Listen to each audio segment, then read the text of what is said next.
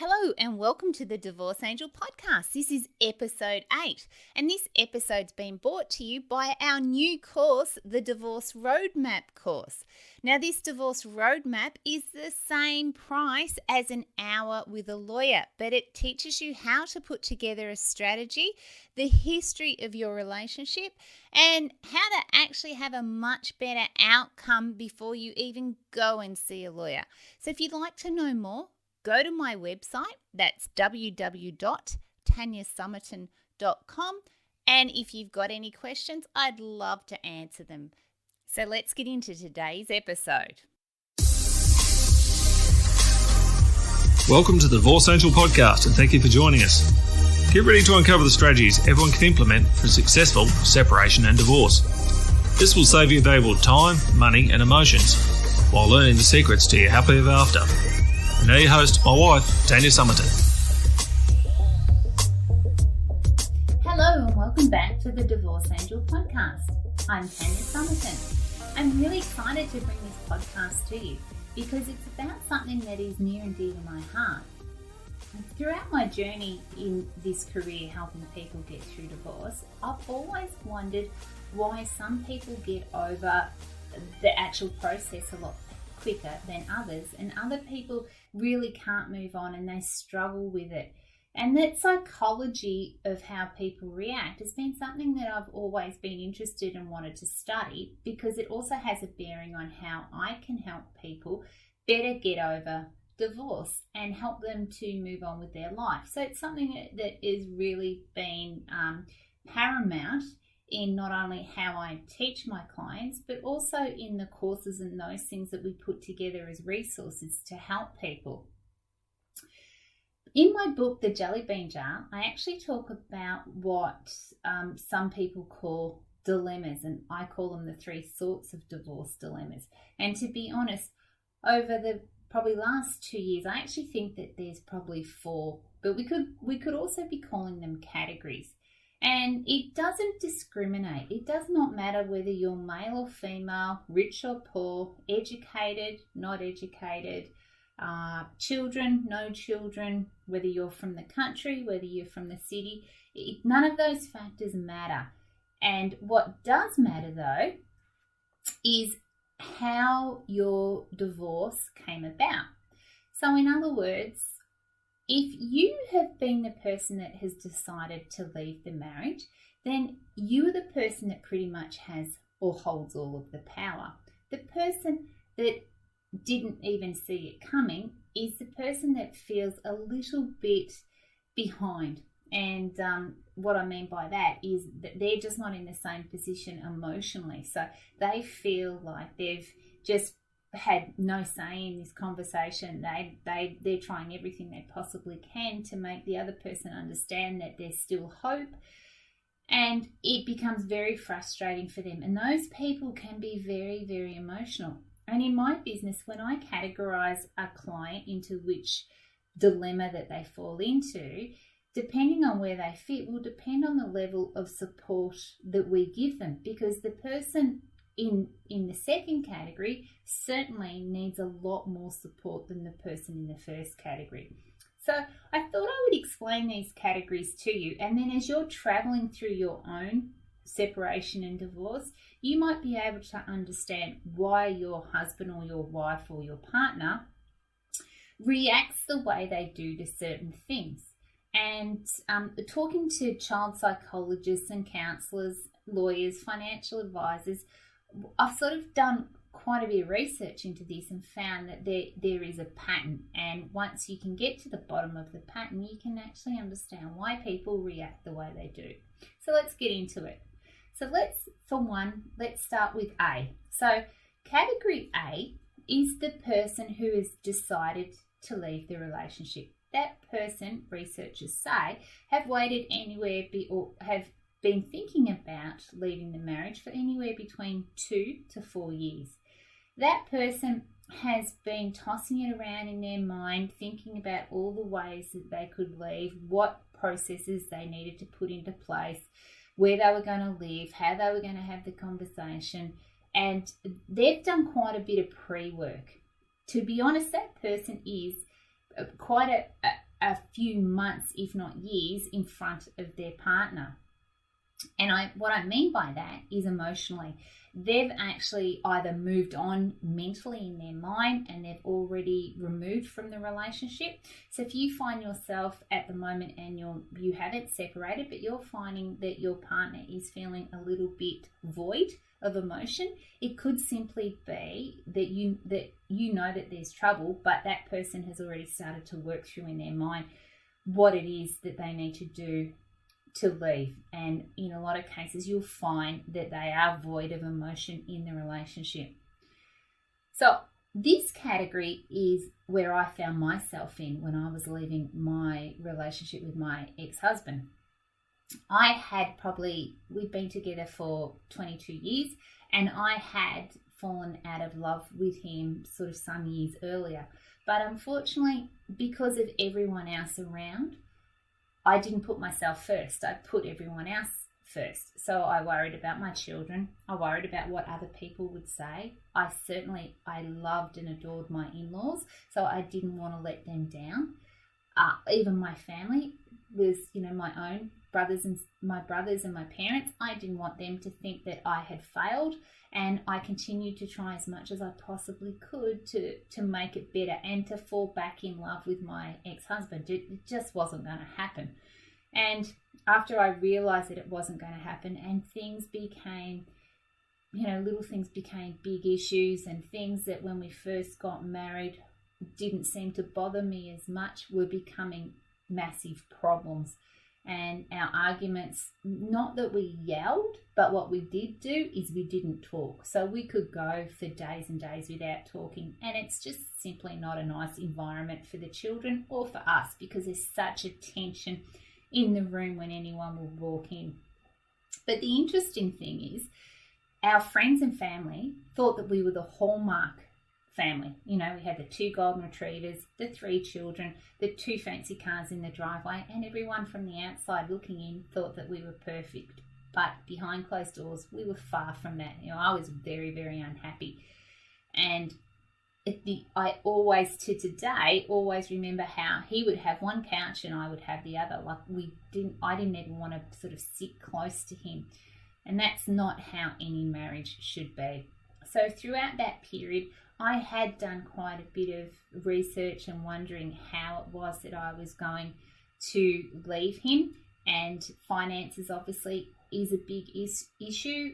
Is he going to leave or will I leave? What am I going to do with the children? How are we going to afford to survive? All those things go through your mind, and yet contemplate what's going to happen next. Then you've got to get the courage up to have the conversation and tell your partner that you want to leave, you want a divorce. When it comes to that, if you've never ever had that conversation before, you sometimes have to allow a period of time for that person to understand exactly what you've spoken about, and then go, can we just try again? I'm going to try harder. What can we do to rectify this?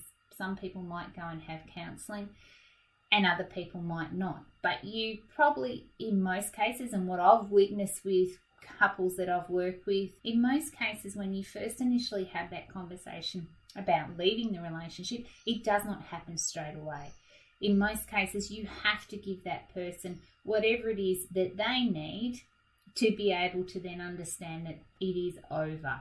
Because you're not going to just go, that's it, I'm out of here, it's finished, because you're going to be compassionate about everything. And you want to say, we went and addressed our issues, we tried this, we did that, but unfortunately none of it worked, and now we find ourselves in this position.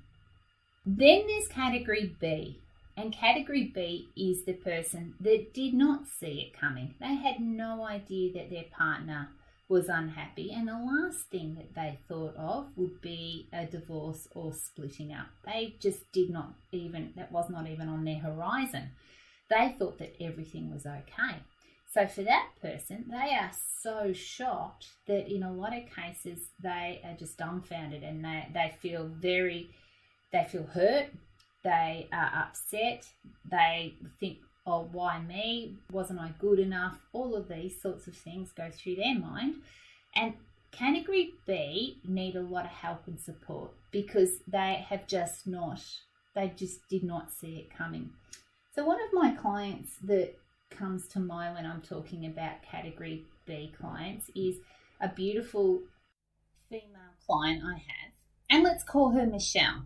So Michelle has been married for 20 odd years to the same man, and they have 3 beautiful children. They've got a lovely house that they live in that they nearly own, and they've got 2 investment properties, one of them in a self-managed super fund. So they've been doing pretty well overall. But Michelle's husband has struggled with depression over the period of their marriage, but she's really supported him.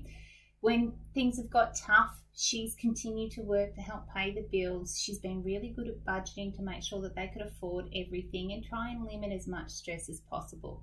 But he struggled with what life has put in front of him. And because of that, he now thinks that by separating, that he will be able to address the concerns and that he's got. So he's moved out of home, and Michelle is now in their house with the 3 children.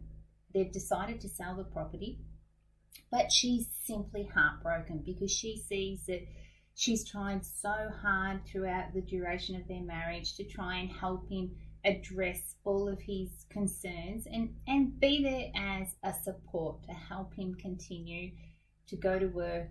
And she's really trying to be a very, very good wife.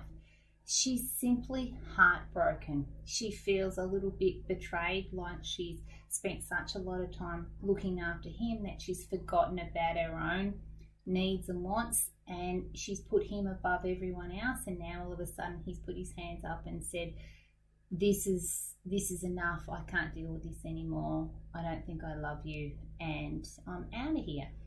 So for someone like Michelle, it is very hard. She's certainly going through a lot. We've obviously got her in seeing a counsellor, trying to address the feelings that she has, because she feels like, haven't I tried enough? Haven't I done enough? And then she moves from that into, I've put my life on hold. I've tried to look after him, and then she gets angry. But in the meantime, in their negotiations, he's been quite forthright, and he knows what he wants. And he's gone from being, let's say, amicable into being a bit of a bully. And she's just struggled with this so much, and it's all understandable. Michelle needs a certain level of care that category A does not need. And that's because she did not see this coming. Her husband has probably been thinking about this for a period of time. He sees this to an answer of some of his depression and other issues that he's got going on in his life that none of us are aware of, that he needs to address. And in the meantime, she sort of feels like she's collateral damage of this, her and her children. So Michelle certainly needs a lot more care than category A. And then we have category C. Now, category C, and this is now broken into what I would say is 2 different sides of the coin. When I first came up with these different categories and how I would help my clients through the process of divorce and their needs to help them get better and move on, category C was something that I looked at, and the feedback that I was getting from a lot of lawyers was that category C are people that just do not get along. Neither of them really want to be in the marriage, but not one person has in particular said, I'm out of here. They've both said together, this just isn't working. What do we need to do to end this and move on? One of the lawyers that I have that works for me has actually told me of a story where a couple she was working with, so she was defending the husband, that the husband and wife actually went to court over nuts and bolts of a cabinet. Now, the most alarming thing was that neither of them had the cabinet. They were just prepared to spend as much money and fight as long as they possibly could to keep their toxic relationship going. And in the meantime, they bought the lawyers, the court involved, everything else, and it's just not okay. Those sorts of people we just don't work with, because the issue here is that unless you're prepared to take some responsibility of what went wrong in the relationship, you're never ever going to be able to move forward in your life. In this category C compartment, let's call it, not only do we get these toxic couples, but I've now come to see and work with a few couples that are actually quite amicable. And you would think that they would be really easy to work with. So let's imagine that we've got a husband and a wife, and they've both decided that they no longer love each other, they've fallen out of love, and that they both want to move on. Now, the problem with this couple, even though I have been working with some of them, and they're great to work with because they both just put each other first and their children. So, out of every category, it probably is where you really want to be. But there's also issues arise here too. And sometimes that is that neither party wants to upset the other party. So they don't want to actually say, no, I really want this, or I'm entitled to that. And that's part of the frustration that I've recently found with a couple that we've been working with. So neither of them actually want to stand up and say, this is what I want. They're just prepared to always put the other person first. And as I said, it's what a lovely world. If everyone was like that and every relationship broke up that way, wow, things would be a lot better. But there's still frustrations, I suppose, is the point that I'm trying to get across. In any relationship breakup, there's none that goes swimmingly and have very, very little problems, because there's always an issue here or there when you're dealing with separating and a divorce. They're the three categories that I currently work with. And what I do is when I'm working with a client, I figure out which one of those categories they fall into. And then I'm able to put their support team together around, where they've come from. Because even category A, where you've made the decision, in some cases, and I know this especially with me, the guilt, I was ridden with guilt to think that I'd made the decision to break up my family. But at some particular time, I felt it's been 22 years, I've got to start to understand what it is that I want out of my life and how I can make my dreams and aspirations come true. And as my children got older, there's no point being in a relationship where you just can't see a future. That just does not make sense. So you may have never thought of your separation like this, but if you currently find yourself either making the decision or already separated from your partner, consider what I've said about the three different categories, and then you can understand why you feel the way you do. If you are category A, you obviously are feeling probably a little bit guilty because you're making the decision. If you're category B, you feel lost and alone and you just can't understand where you are right now and you are really worried about your future. And then category C, whichever side of the coin you're on, whether you're the amicable or the toxic couple, you also are going through some really difficult times. So it does not matter how your relationship has ended, you are grieving the loss of that relationship. So don't be hard on yourself. Give yourself time. Put the right people in the right places to help you get through the next steps and what you need to be able to move on. And just remember that life can be good again. And I'm a big believer that there is lessons in every life experience. So right now, it might feel really hard and you are just struggling with what the next steps are and how you're going to get through it. But I promise you, you will. I promise you that things will get better, and you just have to have an outlook for the future. And I'm sure that that will be amazing. So until next week, I look forward to talking to you again, and thanks for listening.